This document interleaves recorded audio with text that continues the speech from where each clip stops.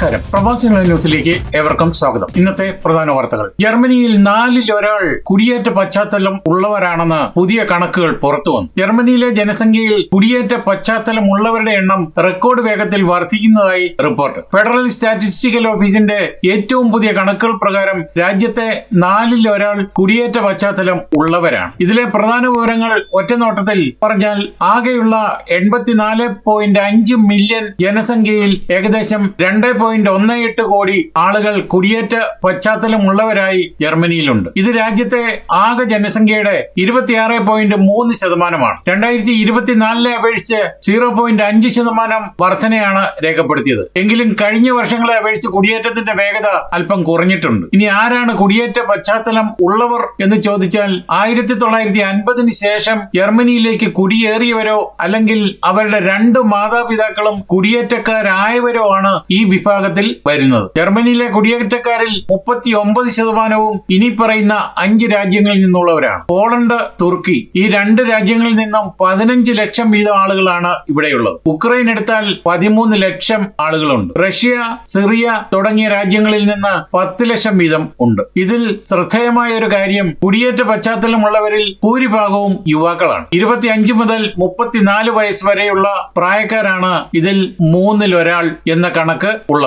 ഈ പ്രായ വിഭാഗത്തിലുള്ള കുടിയേറ്റക്കാരിൽ 1/3 പേരും ഉയർന്ന വിദ്യാഭ്യാസ യോഗ്യത ഉള്ളവരുമാണ്. എന്നാൽ 65 വയസ്സിന് മുകളിലുള്ളവരിൽ 1/7 മാത്രമാണ് കുടിയേറ്റ പശ്ചാത്തലം ഉള്ളത്. 2005 വെറും 1.3 കോടിയായിരുന്ന കുടിയേറ്റക്കാരിൽ 2025 2.18 കോടിയായി ഉയർന്നു. അതായത് ഏകദേശം 67% വർധനവ്. ജർമ്മനി എന്ന രാജ്യം എത്രത്തോളം വൈവിധ്യപൂർണമായി മാറുന്നു എന്നതിന്റെ തെളിവാണ് ഈ കണക്കുകൾ. മാതാപിതാക്കളിൽ ഒരാൾ മാത്രം കുടിയേറ്റക്കാരായ 42 ലക്ഷം ആളുകളെ ഈ കണക്കിൽ ഉൾപ്പെടുത്തിയിട്ടില്ല. അവരെ കൂടി കൂട്ടിയാൽ ജർമ്മനിയിലെ കുടിയേറ്റ സ്വാധീനം ഇതിലും വലുതാണ്.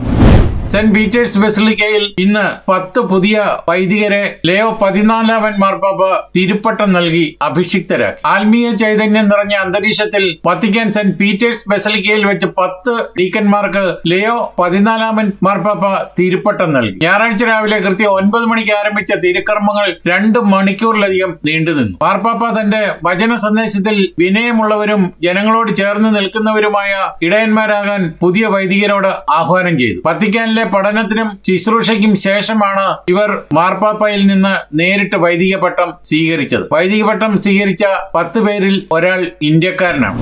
വാഷിംഗ്ടണിൽ നടന്ന വൈറ്റ് ഹൌസ് കറസ്പോണ്ടൻസ് ഡിന്നറിനിടെ പ്രസിഡന്റ് ഡൊണാൾഡ് ട്രംപിനെയും അദ്ദേഹത്തിന്റെ ടീമിനെയും ലക്ഷ്യമിട്ടുണ്ടായ ആക്രമണ ശ്രമത്തിന്റെ കൂടുതൽ വിശദാംശങ്ങൾ പുറത്തുവന്നു. ഏപ്രിൽ 25 ശനിയാഴ്ച രാത്രി വാഷിംഗ്ടൺ ഹിൽട്ടൺ ഹോട്ടലിൽ നടന്ന ചടങ്ങിനിടെയാണ് വെടിവയ്പുണ്ടായത്. കാലിഫോർണിയയിൽ ടോറൻസിൽ നിന്നുള്ള കോൾ തോമസ് അല്ലൻ എന്ന 31 വയസ്സുള്ള ആളാണ് പിടിയിലായത്. ഇയാൾ ഒരു അധ്യാപകനും നാസ ഫെലോയും ആണെന്ന് റിപ്പോർട്ടുകൾ സൂചിപ്പിക്കുന്നു. ആക്രമണ ലക്ഷ്യം ട്രംപിനെയും അദ്ദേഹത്തിന്റെ ഭരണകൂടത്തിലെ ഉന്നത ഉദ്യോഗസ്ഥരെയും വധിക്കാനായിരുന്നുവെന്ന് ഉദ്യോഗസ്ഥർ കരുതുന്നു. പിടിയിലായ ശേഷം പ്രതി ഇക്കാര്യം സമ്മതിച്ചതായും സൂചനയുണ്ട്. വെടിവയ്പുണ്ടായ ഉടൻ തന്നെ സീക്രട്ട് സർവീസ് ഏജന്റുമാർ ട്രംപിനെയും പ്രഥമ വനിത മെലാനിയ ട്രംപിനെയും സുരക്ഷിത സ്ഥാനത്തേക്ക് മാറ്റി. വൈസ് പ്രസിഡന്റ് JD വാൻസ് ഉൾപ്പെടെയുള്ള പ്രമുഖരും ചടങ്ങിലുണ്ടായിരുന്നു. നിലവിലെ അവസ്ഥ പറയുമ്പോൾ ട്രംപും മറ്റ് ഭരണാധികാരികളും പൂർണ്ണ സുരക്ഷിതരാണ്. ഒരു സീക്രട്ട് സർവീസ് ഏജന്റിന് വെടിയേറ്റെങ്കിലും അദ്ദേഹം ധരിച്ചിരുന്ന ബുള്ളറ്റ് പ്രൂഫ് ജാക്കറ്റ് ജീവൻ രക്ഷിച്ചു. പ്രതിയുടെ പക്കൽ നിന്ന്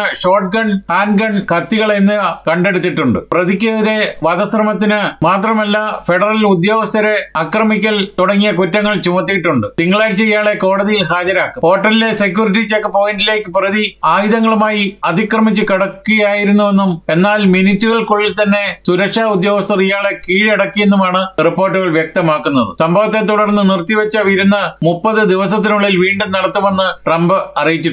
അതേസമയം ട്രംപ് പങ്കെടുത്ത വൈറ്റ് ഹൌസ് മാധ്യമപ്രവർത്തകരുടെ അത്താഴ വിരുന്നിനിടെ ഉണ്ടായ വെടിവയ്പ്പിനിടയിലെ സംഭവങ്ങൾ സാമൂഹ്യ മാധ്യമങ്ങളിൽ വൈറലാവുകയാണ്. അത്താഴ വിരുന്നിനെത്തിയ ചില അതിഥികൾ വില കൂടിയ മദ്യക്കുപ്പികൾ അടിച്ചു മാറ്റുന്ന വീഡിയോ ദൃശ്യങ്ങളാണ് ഇപ്പോൾ വൈറലാകുന്നത്. അവിടെയുണ്ടായിരുന്ന മാധ്യമപ്രവർത്തകർ ഉൾപ്പെടെയുള്ള അതിഥികൾ മദ്യക്കുപ്പികൾ കൈക്കലാക്കി. ബാഗുകളിലും കോട്ടുകൾക്കുള്ളിലും മദ്യക്കുപ്പികൾ തിരികെ കയറ്റുന്ന അതിഥികളുടെ ദൃശ്യങ്ങൾ പുറത്തു വന്നിട്ടുണ്ട്. വിരുന്നിനിടെ നടന്ന വെടിവയ്പ്പിന് പിന്നാലെ തനിക്ക് നേരെ ഉണ്ടായ വധശ്രമത്തെക്കുറിച്ച് അമേരിക്കൻ പ്രസിഡന്റ് ഡൊണാൾഡ് ട്രംപ് പ്രതികരിച്ചു. ചരിത്രത്തിലെ പ്രമുഖരായ അമേരിക്കൻ പ്രസിഡന്റുമാരുടെ പട്ടികയിൽ തന്റെ സ്ഥാനത്തെക്കുറിച്ച് സൂചിപ്പിച്ചായിരുന്നു ട്രംപിന്റെ മറുപടി. ഞാൻ വധശ്രമത്തെക്കുറിച്ച് പഠിച്ചിട്ടുണ്ട്. നിങ്ങൾ എബ്രഹാം ലിങ്കനെ നോക്കൂ. ലോകത്ത് ഏറ്റവും വലിയ മാറ്റങ്ങൾ കൊണ്ടുവരുന്നവരെയാണ് ഇവർ എപ്പോഴും ലക്ഷ്യം വെക്കുന്നതെന്നും സ്വാധീനമുള്ളവർ വേട്ടയാടപ്പെടുമെന്നും വധശ്രമത്തിന് പിന്നാലെ ലിങ്കണുമായി സ്വയം ഉപമിച്ചാണ് ട്രംപ് പറഞ്ഞത്. അതേസമയം അറസ്റ്റിലായ പ്രതി പോൾ അലൻ ആക്രമണത്തിന് മിനിറ്റുകൾക്ക് മുമ്പ് കുടുംബാംഗങ്ങൾക്ക് അയച്ച സന്ദേശത്തിൽ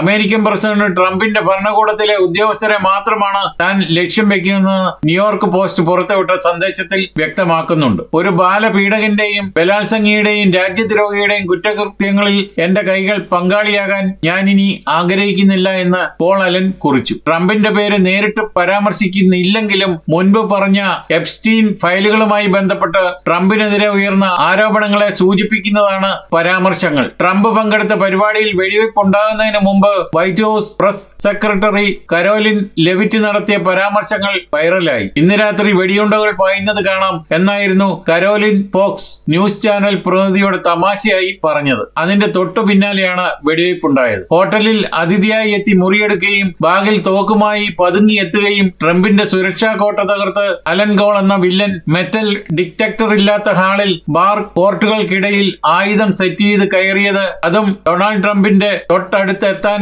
അക്രമിക്ക് കഴിഞ്ഞത് അമേരിക്കൻ സുരക്ഷാ ഏജൻസികളെ ഒന്നടങ്കം പ്രതിക്കൂട്ടിൽ ആക്കിയിരിക്കുകയാണ്. ഹോട്ടലിലെ സുരക്ഷാ പരിശോധനകളിലെ ഗുരുതരമായ പാളിച്ചകൾ മുതലെടുത്താണ് കാലിഫോർണിയ സ്വദേശി മരണായുധങ്ങളുമായി ബാൾറൂമിന് തൊട്ടടുത്ത് എത്തിയത്. എന്തായാലും ഈ സംഭവം അമേരിക്കയെ ഞെട്ടിച്ചിരിക്കുകയാണ്.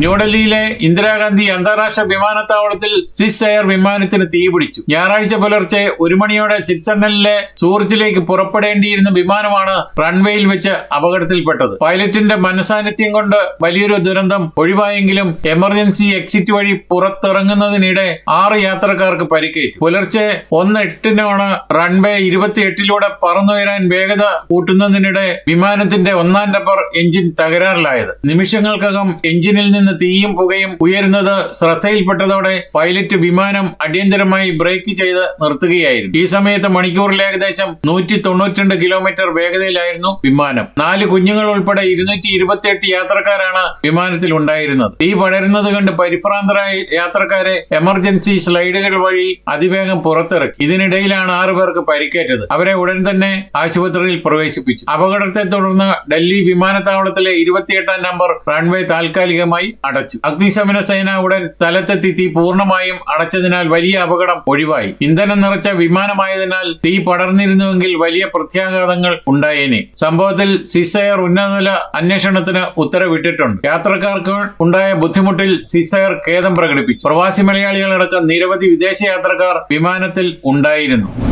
ഇതോടെ ഈ വാർത്താ ബുള്ളറ്റിൻ ഇവിടെ പൂർണ്ണമാവുകയാണ്. നിങ്ങൾ നൽകി വരുന്ന എല്ലാവിധ പിന്തുണയ്ക്കും ഞങ്ങൾ ഹൃദയപൂർവ്വം നന്ദി അറിയിക്കുന്നു. അതോടൊപ്പം കൂടുതൽ വാർത്തകളും വിശേഷങ്ങളും അറിയാൻ യൂറോപ്പിലെ ആദ്യത്തെ മലയാളത്തിലുള്ള ഓൺലൈൻ പോർട്ടലായ പ്രവാസി ഓൺലൈൻ സന്ദർശിക്കുക. നന്ദി, നമസ്കാരം.